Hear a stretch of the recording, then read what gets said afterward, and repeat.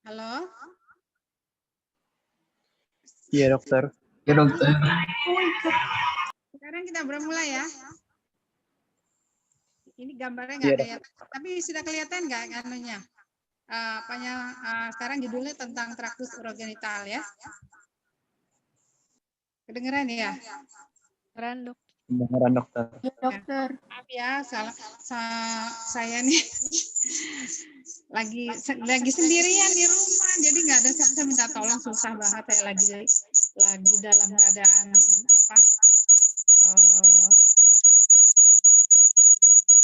mandiri ya, isolasi mandiri ya. Halo, ya. Jadi kita mulai ya, mudah-mudahan bisa selesai. Slide pertama tentang traktus urogenitalis ya, judulnya itu ya. Pertama-tama saya ucapkan terima kasih atas kehadiran saudara-saudara semua. Maaf banget kalau ini jadi apa ya? Jadi seperti suaranya jadi ini. Jadi agak bergema. Traktus urogenital ya. Traktus urogenital itu terdiri dari ginjal, ureter, vesika urinaria, uretra, sistem reproduksi wanita, yaitu ada obstetriksi dan ginekologi. Anatomi ginjal mungkin sudah tahu semuanya ya, letaknya dia di retroperitoneal setinggi torakal 11-12 sampai dengan lumbal 3. Terus terhadap spase itu dia sejajar dengan garis psoas, ya, lebih kurang 20 derajat sagittal. Ginjal kiri 1 cm lebih tinggi dari yang kanan. Ukuran masing-masing dikelilingi itu ginjal dikelilingi oleh lemak perirenal, sehingga itu kadang-kadang kalau kelihatan ya, dia nanti kita lihat dari foto PNO-nya. Terus kemudian dia ada struktur korteks, struktur medula dan pelvis renalis.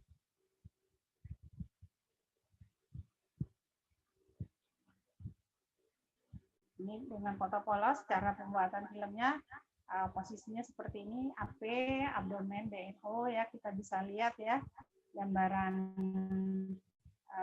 ini psoasnya, terus kemudian ada ini kelihatan nggak sih marker saya saya apa tuh?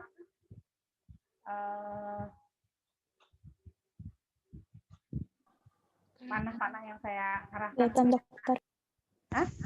Kelihatan, dokter. Nggak kelihatan ya? Kelihatan, dokter. Hah? Ya. Terus ini slide keempat ya, kita lihat ya.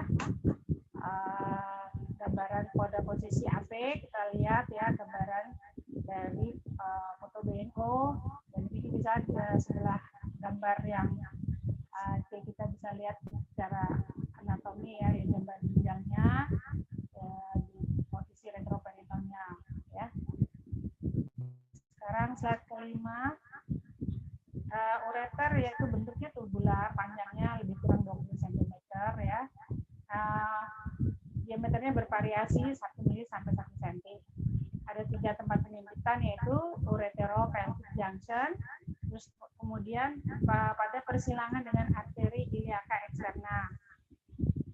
Sudah itu penyempitan yang berikutnya adalah ureterovesical junction.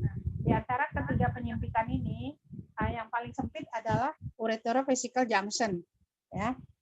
Terus kemudian ureter itu berjalan sejajar dengan vertebrae lumbalis, menyilang arteri iliaca communis menuju. Kedengeran ya? Kedengeran, Dok. Dokter. Ya. Kemudian dia menyilang ke arteri iliaca communis menuju pintu atas panggul, terus ke posterior vesica urinaria, masuk ke vesica urinaria pada trigonum liotodi. Kemudian vesica urinaria sendiri merupakan satu kantong yang berupa muskulomembran yang merupakan reservoir dari urin. Bentuk dan ukurannya bervariasi ya. Terus kemudian ada yang bentuknya oval pada saat full bladder, dan pada saat kosong yaitu bentuknya flat ya. Letaknya di cavum pelvis kecuali pada bayi dan dewasa itu tampak kadang-kadang distended ya. Slide berikutnya, slide ke-6. Nah, kalau uretra itu kalau perempuan pendek ya cuma 4 cm, sedangkan laki-laki lebih panjang. Dia ada uretra pars prostatica, uretra pars membranacea, uretra pars cavernosa atau bulbosa. Dia uretra pars anterior. Next. Pemeriksaan traktus urinarius modalitasnya berupa ada beberapa yaitu BNO atau KUB ya. Ini bahasa Belandanya ini ada yang bilang Blasnik Overzicht, terus kemudian kidney upper blast ya, terus kemudian ada pemeriksaan lainnya adalah IVP, intravena bielography atau intravena venous urography, inclusion urography, APG, antegrad biografi, retrograd peritography atau RPG, kemudian tomografi, sistografi, itu berupa ureterosistografi, voiding ureterosistografi, bipolar, voiding ureterosistografi, dan mixture ureterosistografi. Terus kemudian pemeriksaannya renogram, renal scanning, ini pemeriksaan nuklir, kemudian CT scan, CT urografi, USG, arteriografi, dan MRI.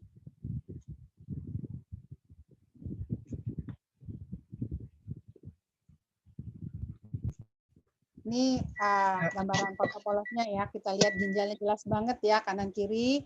Slide berikutnya ya, slide 8. Gambar apa proses di sini dia di lateral dari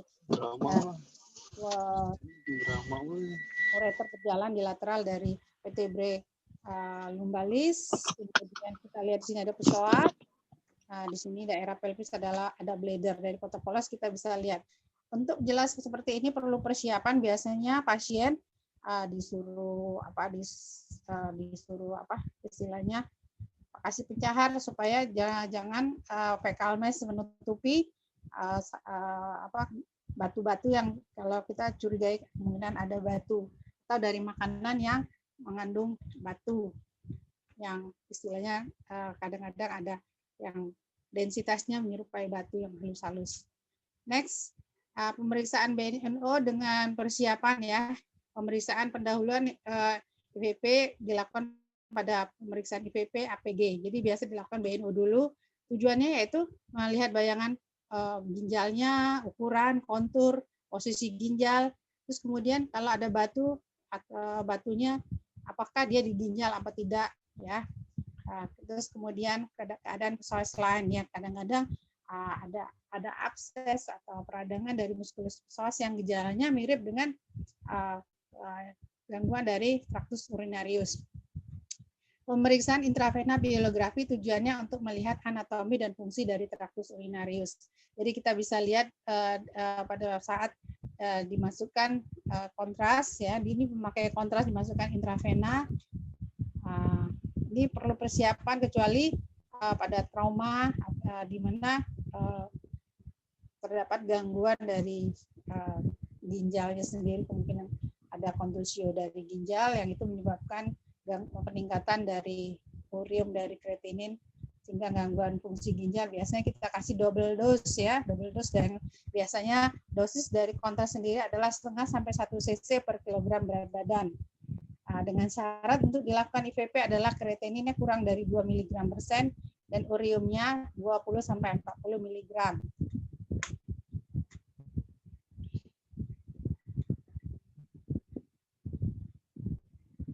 Ya. Ini BNPVP ini seperti ini, ya, kita bisa nilai, ya, pada saat kita masukkan kontras pada menit-menit yang biasanya menit ke-30 sudah mulai kelihatan gambaran sistem pleuroiacalisas dan ureter, di mana kita lihat kita pada liminal menit-menit ke-15 ke atas kita bisa melihat kontras mengisi ureter kanan kiri. Ya, kita lihat di sini ada ginjal yang kanan, kita lihat yang gambar B, ya, kita lihat di sini ginjal yang kanan tampak lebih rendah dari yang kiri karena ada liver di situ, ya. Jadi agak terdorong ke bawah dan itu satu yang normal. Kita lihat yang gambar A, kita lihat kontras masuk ke bawah, tapi kita lihat, ya, bahwa di sini terjadi obstruksi yang parsial di mana kemungkinan di sini ada batu di distal ureter vesical junction, ya, yang menghambat aliran kontras ke bawah, ya. Gambar B kita lihat juga, ya, kita lihat pada gambar B di sini ada batu di ureter kiri menyebabkan hidronefrosis dari ginjal kiri sehingga menyebabkan gangguan fungsi. Kita lihat aliran kontras agak lambat dibandingkan yang ginjal yang kanan, ya. Next, indikasi pemeriksaan IVP yaitu biasanya kalau kita curiga ada tumor ginjal, tanda-tanda infeksi, curiga batu di traktus urinarius, ada trauma abdomen, ya, trauma abdomen yang kemungkinan mengenai ginjal dan menyebabkan hematuri, sakit pinggang, kelainan kongenital yang biasa pada anak-anak, dan pada untuk mengetahui dari indikasi lain adalah pada CA cervix di mana pada stadium lanjut sudah kelenjar getah bening regional di daerah pelvis sudah membesar menyebabkan penekanan dari ureter kanan kiri, ya. Terus kemudian kontraindikasinya yaitu alergi bahan kontras, ya. Terus kemudian gagal ginjal menyebabkan tidak fungsi sekresi dan ekskresi dari ginjal terganggu sehingga kontras tidak dapat mengalir ke ginjal dan masuk ke ureter sehingga kita tidak dapat menilai ginjalnya sendiri.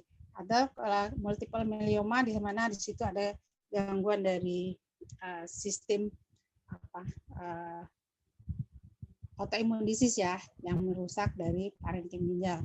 Terus bahan kontrasnya sendiri berupa ionik atau urografin mereknya, ya. Terus yang non ionik biasanya iopamiro, dan ini alerginya kurang, ya.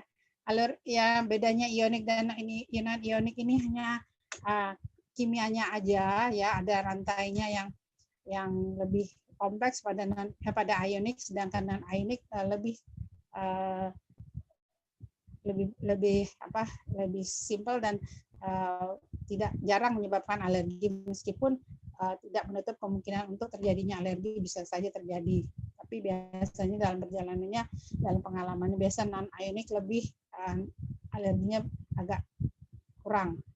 Ini cara pemeriksaan BNPVP yaitu kontras, ya, obat kontras yang namanya itu dimasukkan, disuntikkan IV. Kemudian kita lihat ikuti perjalanan setelah dilakukan penyuntikan, 5 menit kemudian kita lakukan foto. Nah, di foto di situ dia akan memperlihatkan dari parenkim dari ginjal. Kita lihat fungsi namanya fungsi sekresi. Di situ kita lihat ginjalnya akan lebih tambah putih kelihatannya. Nah, pada 15 menit akan terlihat kontras sudah memasuki sistem valvulokalises, dan pada menit ke-30 sudah masuk ke ureter. Pada menit ke-60 kontras sudah masuk ke buli-buli. Ini kemudian setelah itu kita lakukan pemeriksaan setelah buli-buli penuh, kita pasien disarankan untuk mixi untuk melihat sisa dari urin di buli-buli.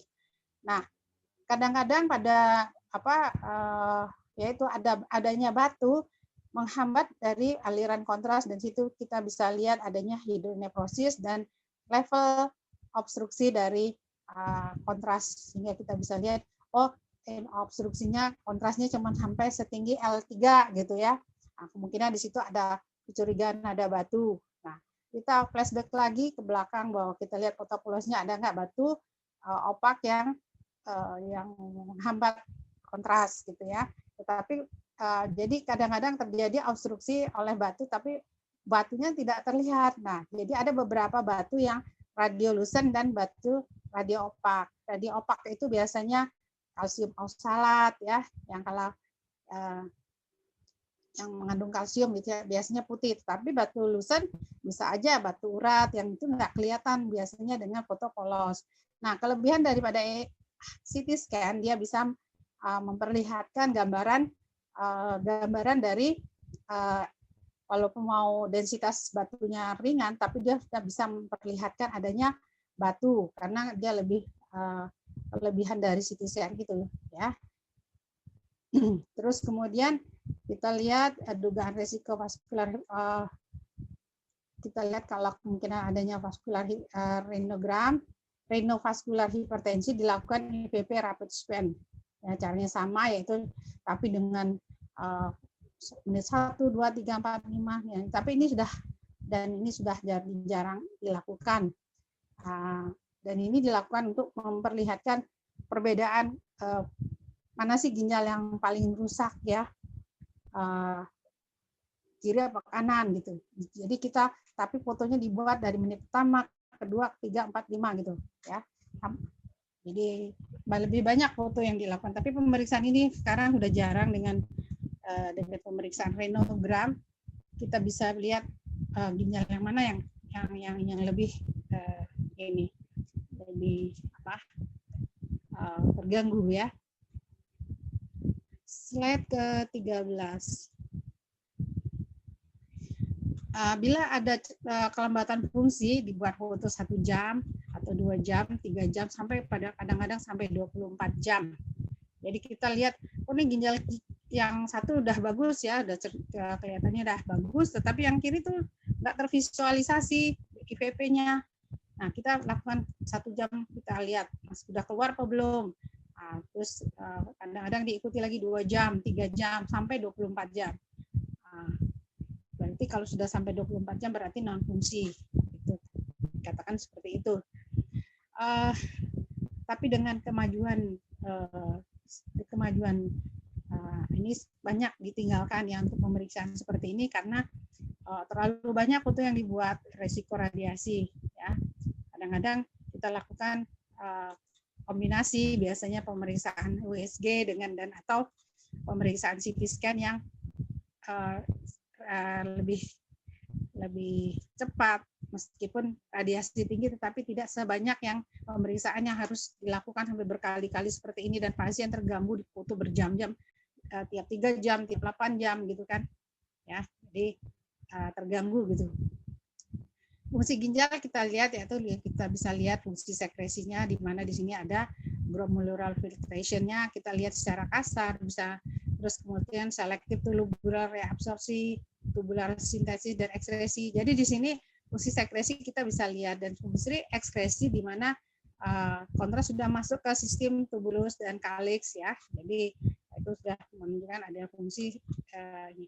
fungsi sekresi ini pada 4 menit pertama harus sudah kelihatan. Kalau terlambat berarti ada gangguan fungsi sekresi, ya. Jadi ini menandakan adanya glomerular filtration yang gangguan dari ginjalnya sendiri. Nah, kalau fungsi ekskresi biasanya tuh aliran kontrasnya ya mungkin terganggu, sekresi sudah masuk ke sistem pelviocolisis tapi untuk turun ke bawah terhambat, misalnya bisa karena batu sendiri ya atau struktur uretra atau apa ya. Terus kita lihat juga fungsi drainase di mana pelvic sampai uretra kita bisa nilai, terus kemudian volume regulation of the fluid environment of the body. Jadi kita bisa lihat regulasi dari cairan yang dari tubuh, osmolality regulation, maintenance normal blood pressure ya, tapi ini sudah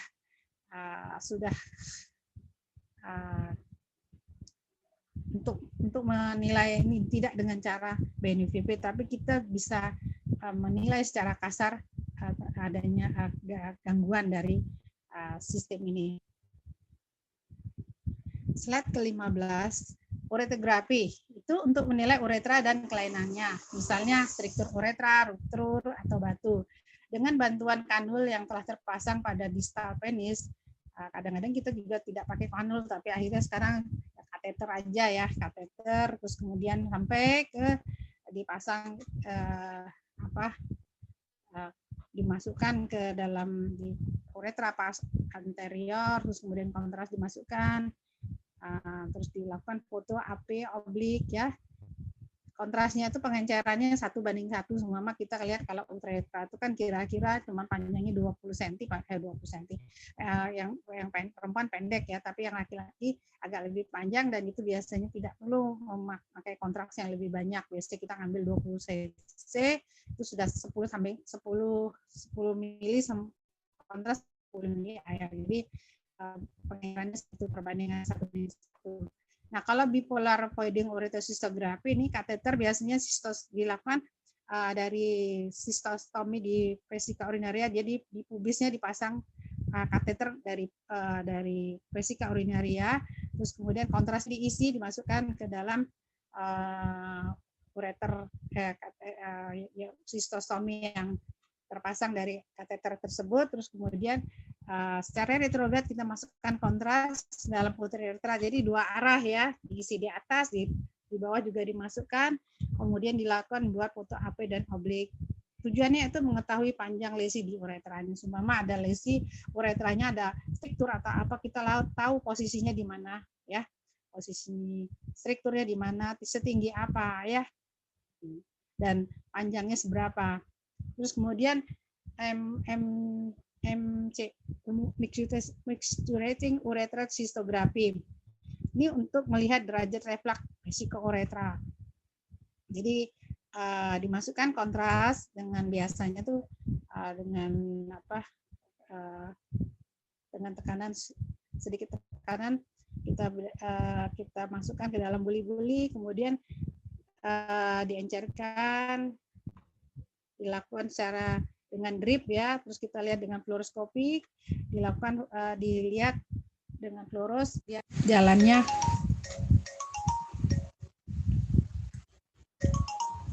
dilihat jalannya ini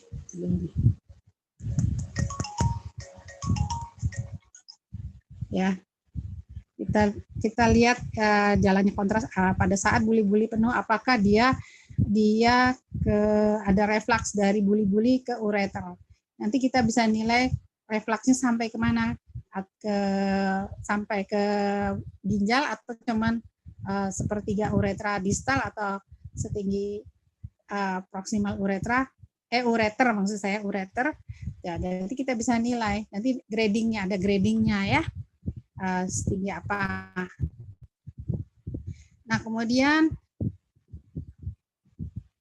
arteriografi untuk melihat kelainan vaskular dari ginjal.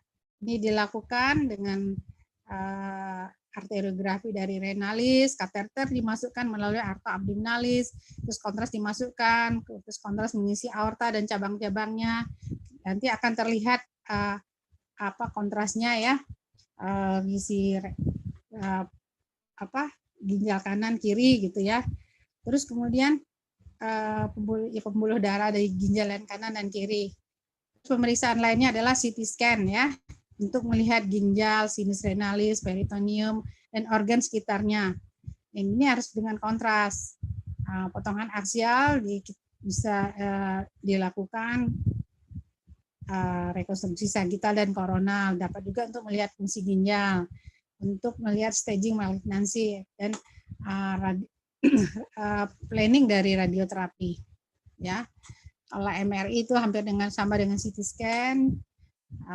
Dia tapi menggunakan medan magnet, ya tidak menggunakan radiasi. Kontraindikasinya penderita dengan pemasangan dengan pasang plate and screw. Jadi ada pasang itu loh, kalau pada tulang-tulang yang patah itu ya, dia ada pasang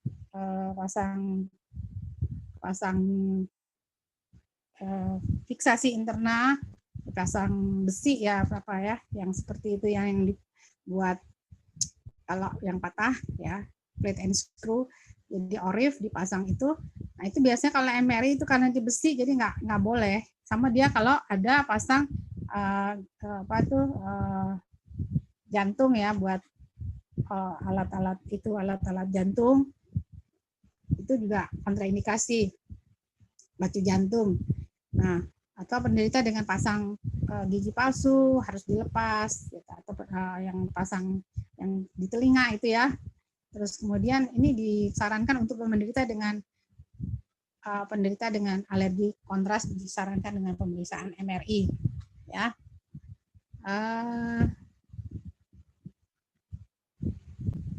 Slide ke-17 ini ya, kita bisa lihat ya, gambar yang pertama kita lihat arteriografi ya, kita lihat pembuluh darahnya mengisi ginjal kanan dan ginjal kiri ya, kita lihat ya. Nah, kemudian dia dengan CT scan kita bisa lihat ini ada hidronefrosis ya. Yang foto ke 2, 3, 4 ini adalah dengan CT scan ya. Kita bisa lihat. Ultrasonografi ini untuk melihat dengan menggunakan gelombang suara. Keuntungannya yaitu mudah, non-invasif, dan persiapannya mudah. Kontraindikasi tidak ada. Indikasinya yaitu kolik renal, terutama kolik ureter, kecurigaan massa pada ginjal, nah, fungsi ginjal turun, terus ada hematuri, infeksi, traktus urinarius berulang, terus kemudian trauma abdomen, curiga ada polikistik kidney, ginjal dengan penyebab yang lain, atau demam yang berulang yang penyebabnya tidak jelas ya. USG juga dapat menilai ginjal, vesika urinaria, prostat, ureter tidak bisa kecuali pada proximal ureter bila ada dilatasi. Kalau nggak ada juga nggak kelihatan. Terus menentukan obstruksi renal, post renal. Kita jadi bisa tahu ya ini post renal atau renalnya sendiri. Menilai fungsi vesika urinaria. Terus kemudian dengan kemajuan teknologi sekarang ada color Doppler, jadi kita bisa melihat ada dari gangguan dari vaskular dari ginjal, terus kemudian kita bisa lihat juga dengan 3D dan 4D. Manfaat lainnya dari USG adalah dengan kita sebagai guiding untuk biopsi. Nah, terapi SWL ya, dengan shock ya, wait ada ini dengan apa? Jadi istilahnya ditembak ya kayak gitu ya, SWL ya. Jadi bisa dipakai untuk guiding itu ya. Oke. Nah, ada pemeriksaan lain, modalitas lain adalah dengan nuklir, radionuklir renal scanning. Dia memakai radiofarmaka, biasanya teknisium ya, menggunakan teknisium ya, yaitu jadi dengan bahan radioaktif yang diikat dengan radiofarmaka ya, dilakukan injeksi intravena, kemudian diikuti jalannya kontras, dideteksi dengan gunakan. Jadi kita bisa lihat jalannya kontras, bukan kontras, radioaktif sampai ke dari ginjal sampai ke ureter sampai buli-buli ya. Bisa dilihat anatomi ginjal, fungsi ginjal ya, vaskularnya gimana, letak obstruksi di mana ya. Evaluasi transplantasi. Jadi kalau sudah ditransplantasi kita mau lihat vaskularisasi yang ini ginjal udah transplantasi, dilihat bagus nggak, istilahnya kalau kita nanam tumbuh nggak itu ginjal yang baru ditanam gitu ya. Dilihat terus kemudian kita nilai fungsinya gimana ya. Gitu. Kita bisa lihat dengan pemeriksaan nuklir. Nah ini contohnya ya. Jadi kita masukkan zat radioaktif, terus kemudian kita bisa lihat ya ginjal kanan kiri ya. Ini pada menit keberapa sudah kelihatan sampai akhirnya dia yang terakhir ini yang buli-bulinya. Yang pertama lihat buli-bulinya nggak terisi ya. Yang kedua, foto kedua lihat di bawahnya nih sudah ada. Foto ketiganya nih mulai ada isi dan makin lama makin banyak. Nah ini dengan renogram nanti diukur ya, diukur ginjal kanan, ginjal kiri ya. Fungsinya kita bisa lihat ya. Nah, gitu ya. Nah, sekarang kita bicara batu ya. Ini banyak batu-batu nih tipenya nih. Ada batu kalsium oksalat, hidroksi apatit ya. Dan apa tuh banyak lah ya sampai ke bawah ini ya. Nah, ini kalau dengan pemeriksaan foto polos kita kelihatan yang radio opak nih ya, radio opak. Nah, yang kurang itu adalah waktu sistin, berarti ya kurang radio opak. Nah, itu kadang-kadang nggak kelihatan dengan foto polos ya. Gitu. Nah, tetapi dengan CT scan biasanya kelihatan nih, nanti kita lihat batunya ini berapa unit, hanya HU ya, di sini appearance ya itu. Nah, dokter ahli urologi biasanya menginginkan informasi berapa HU yang ini batu ini densitasnya, karena kenapa? Kalau di atas 1000 HU mereka pilihannya nggak berani nembak ya, batunya ditembak tuh nggak berani. Jadi karena ditembak berkali-kali pun nggak akan pecah. Jadi kalau di bawah 1000 HU dia berani tuh batunya ditembak, tapi kalau di atas 1000 HU dia biasanya mikir mendingan dioperasi ya. Jadi salah satu kenapa ahli urologi minta di CT scan tuh salah satunya itu ya. Dia minta informasi berapa HU nih gitu ya. Selain juga dia kadang-kadang minta pakai kontras untuk mengetahui fungsi dari ginjalnya sendiri ya, secara kasar ya.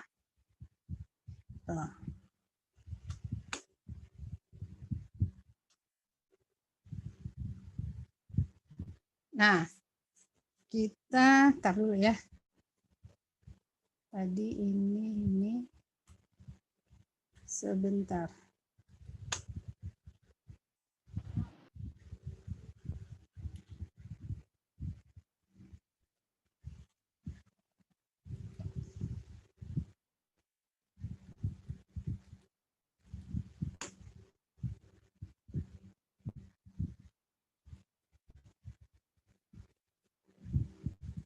Kok loncat ya, maaf ya.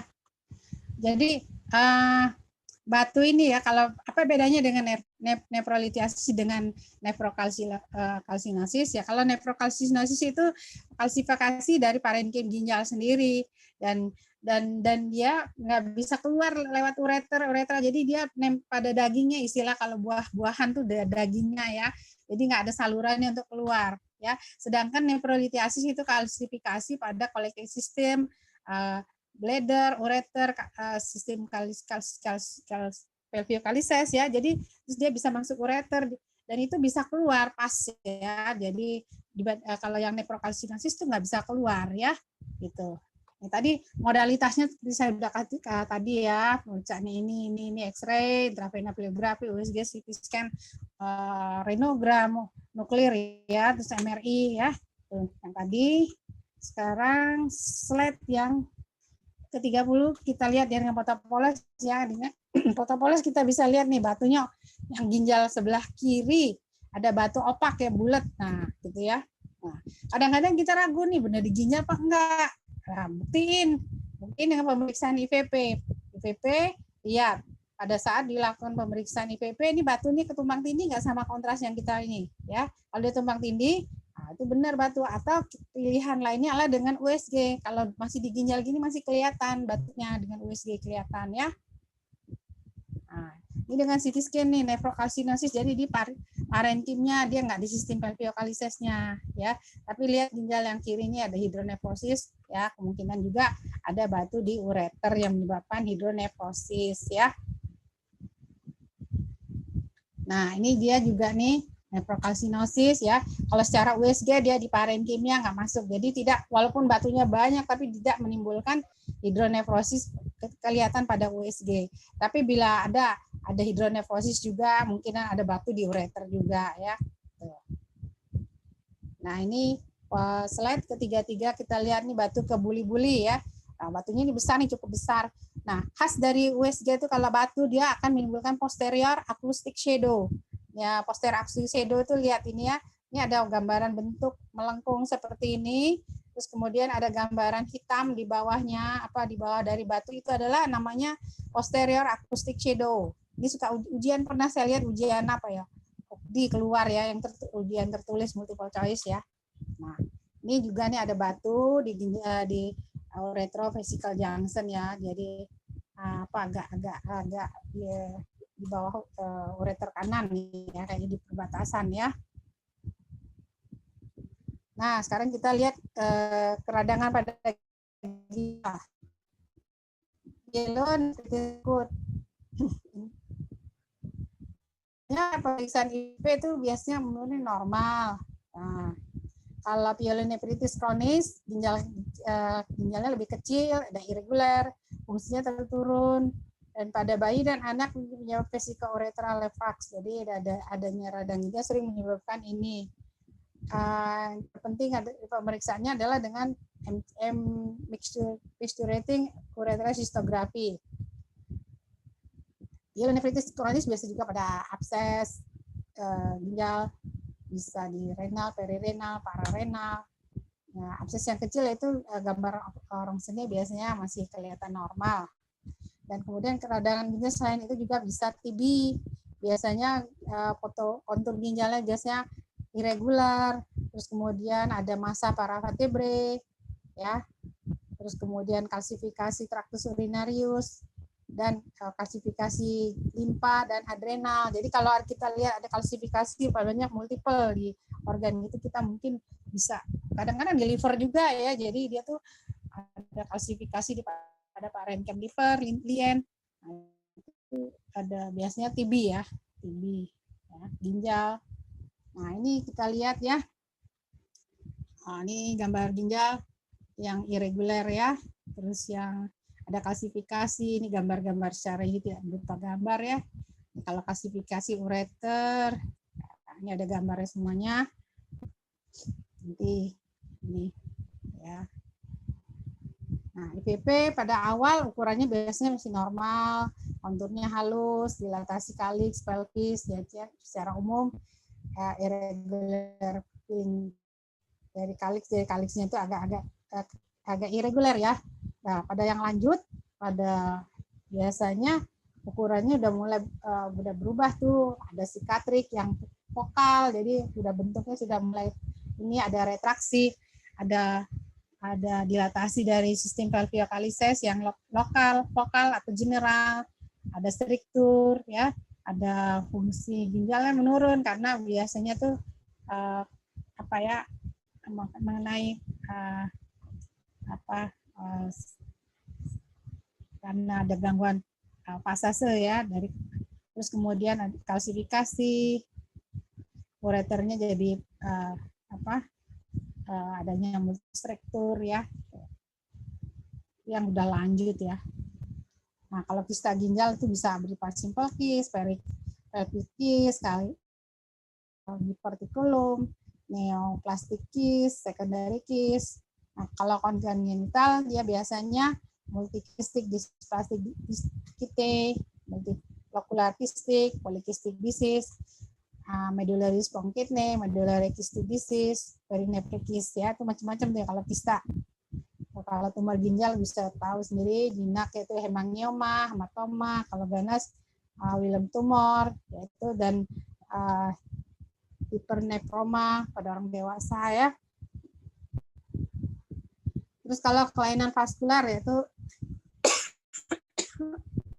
biasanya vaskular hipertensi, stenosis arteri renalis, terus kemudian trauma bisa jadi merusak itu kerusakannya kalau trauma bervariasi ya dari ringan sampai berat ya, bisa gangguannya bisa ada kontusio, terus kemudian ada ruptur ya, ada avulsi, terus kemudian kelainan lainnya adalah berupa batu seperti tadi, dan klasifikasi seperti yang sudah saya katakan tadi ya. Nah, ini kelainan ureter bisa berupa divertikel, mega ureter, terus kemudian stenosis kongenital, ya. Ya. Ada uretrakel, gambarannya adalah gambaran ureterokel ya, gambarannya adalah cobra head. Ya, ingat nih. Aku ujian keluar. Terus kemudian kelainan vesika urinaria, yaitu duplikasi, ada keradangan juga, infeksi, tumor, batu. Jadi pada dasarnya sama lah semuanya, ada kelainan kongenital, ada level ginjal, ada hal yang sama juga pada ureter juga ada sama, tumor, batu, trauma, neurogenik. Nah, ini khusus pada buli-buli suka ada gangguan neurogenik bladder ya. Dia menyebabkan inkontinensia dan retensia urin ya. Nah, kalau hidronefrosis tadi kan saya bilang ada degradasinya yang ringan sampai yang berat ya, 1 2 3 4 ya. Ini dia, kita lihat ya. Lanjutnya ini ya, kita lihat grade 4 hidronefrosis sudah tipis korteksnya ya. Nah, ini biasanya minta sampai bentuknya seperti ini ya. Korteksnya sudah kurang dari 1 cm, itu fungsinya sudah sangat-sangat menurun. Nah, uretra juga ada kelainan kongenital, struktur, ruptur, fistel, batu, dan tumor ya. Sama aja. Prostat. Nah, ceritanya prostat nih. Yang jinak biasanya prostat hipertrofi, benign prostat hipertrofi. Nah, kalau dengan IPP itu biasanya karena dia ini gangguannya itu ureternya itu masuk ke buli-buli itu agak karena dia prostatnya membesar, jadi dia mendorong mendorong ureter distal agak ke atas sehingga bentuk melengkung seperti bentuk kail kalau kita pancing ikan tuh loh yang bentuknya melengkung ke atas ya. Nah, fish hook sign ya. Gitu. Ya. Karena prostatnya mendorong ureter distal agak ke atas ya. Jadi terus kemudian gambaran IPP-nya pada buli-buli tampak indentasi bagian basal dari buli-buli atau vesika urinaria, bentuknya semilunar, permukaan rata. Nah, kalau sistogram ada kelihatan juga tuh indentasi basal dari vesika urinaria. Kalau yang ganas yaitu biasanya dengan pemeriksaan sistogram atau intravena itu akan prostatnya sendiri menekan buli-buli, kadang-kadang ada infiltrasi buli-buli infiltrasi keganasan prostat ke buli-buli. Nah, sebenarnya kalau sudah fase ini sih sebenarnya lebih bagus dengan pemeriksaan CT scan karena kita bisa menilai dari organ sekitarnya ya.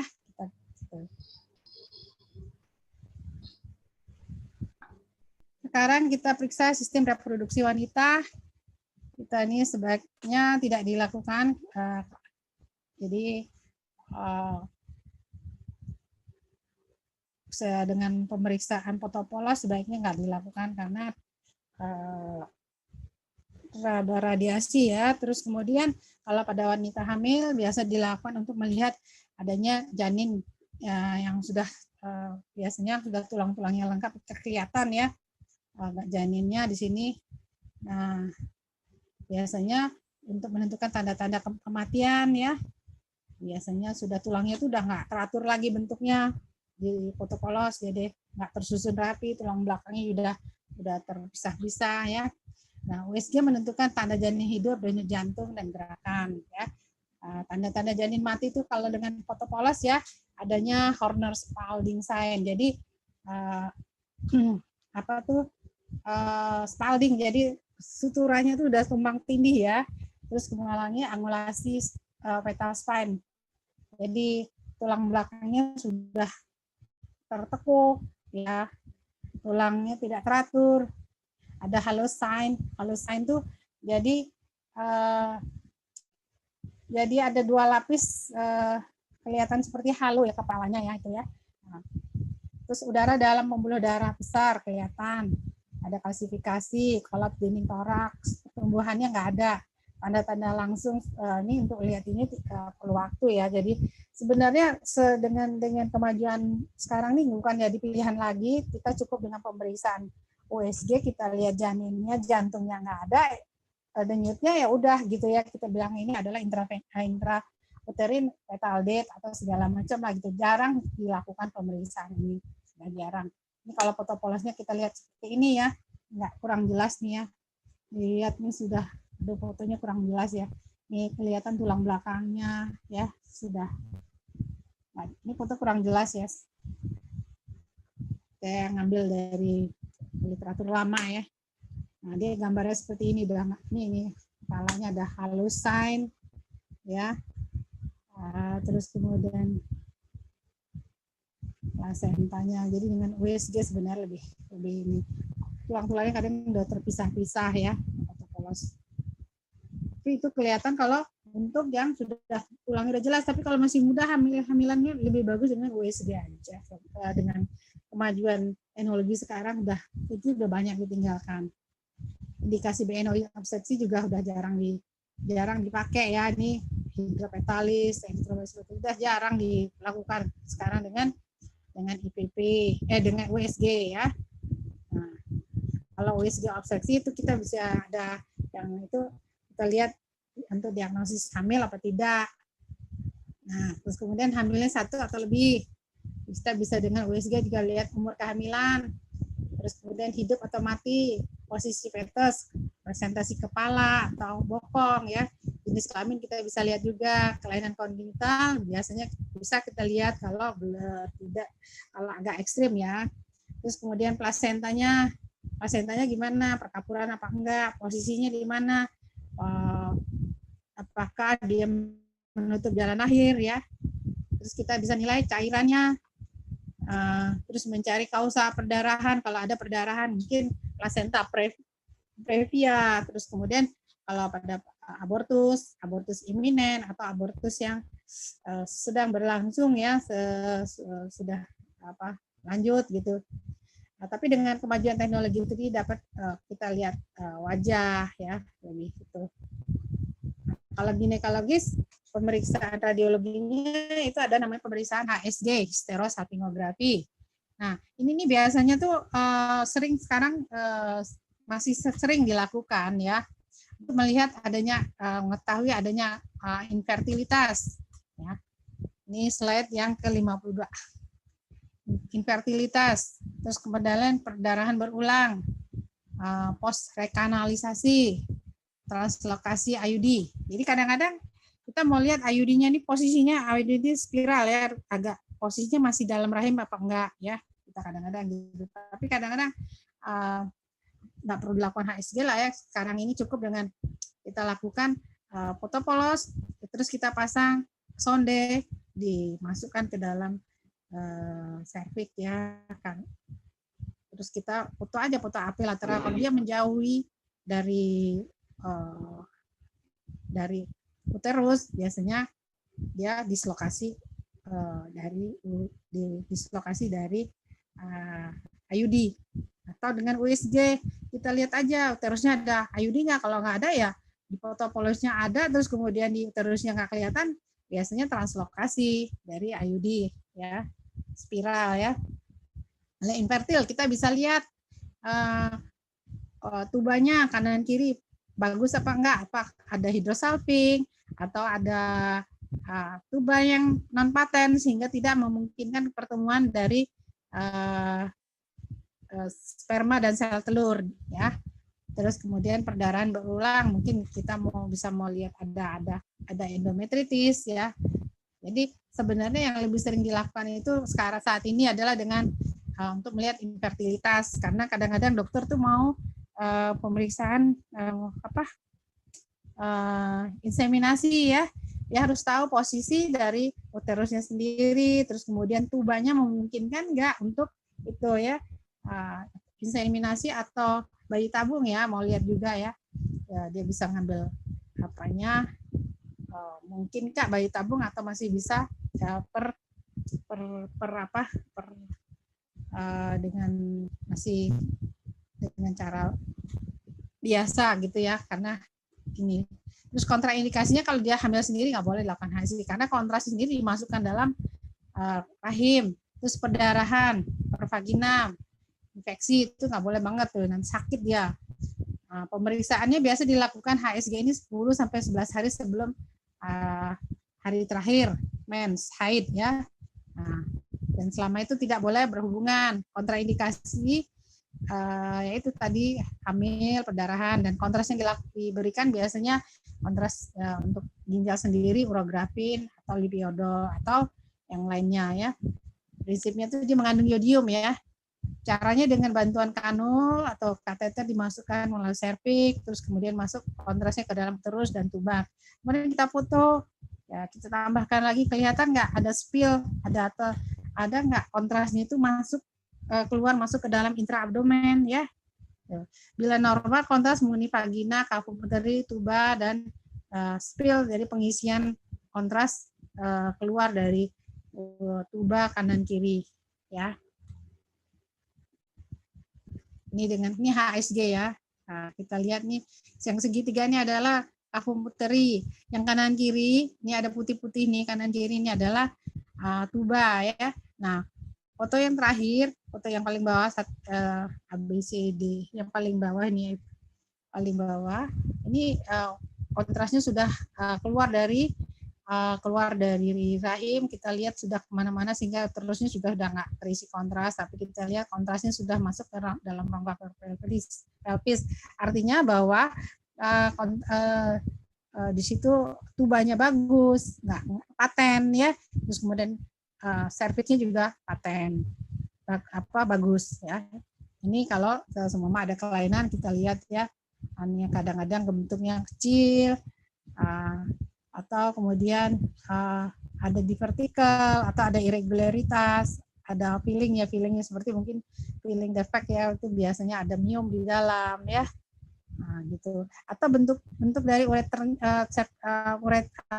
uterusnya sendiri ada kelainan seperti duplikasi, jadi uterusnya ada 2 gitu ya, ada kelainan kongenital. Kita lihat ya, ini ada yang satu hidrosalping ya, slide ke 55. Kita lihat ada gambar obstruksi, ada paratubal filling, ini biasa pada TB ya. Ini ada obstruksi pada fimbre, hidrosalping, dilatasi ya. Jadi banyak penyebabnya. Kita bisa lihat dari foto, kita bisa nilai. Ini banyaknya ada duplikasi ureter ya. Nanti kita bisa lihat dari gambar, kita nilai apa ya. Yang ginekologi kontraindikasinya OSG ginekologi, kontraindikasinya nggak ada. Indikasinya yaitu ya kelainan kongenital, kelainan anexa, kelainan uterus ya. Tuh, kita bisa lihat di sini. Demikian ya, dengan situasi seperti ini selesai. Saya rasa sudah cukup ininya. Ada yang mau tanya nggak? Nanti tanyanya lewat WA aja kalau yang merasa nggak ngerti ya. Gimana? Saya rasa cukup sekian. Assalamualaikum warahmatullahi wabarakatuh. Waalaikumsalam Waalaikumsalam. warahmatullahi wabarakatuh. Terima kasih dokter. Nanti ujiannya dari sini semua ya. Ya, dokter. Ya, makasih. Iya, dokter. Terima Makasih dokter. Ya, sama-sama. Terima kasih dokter.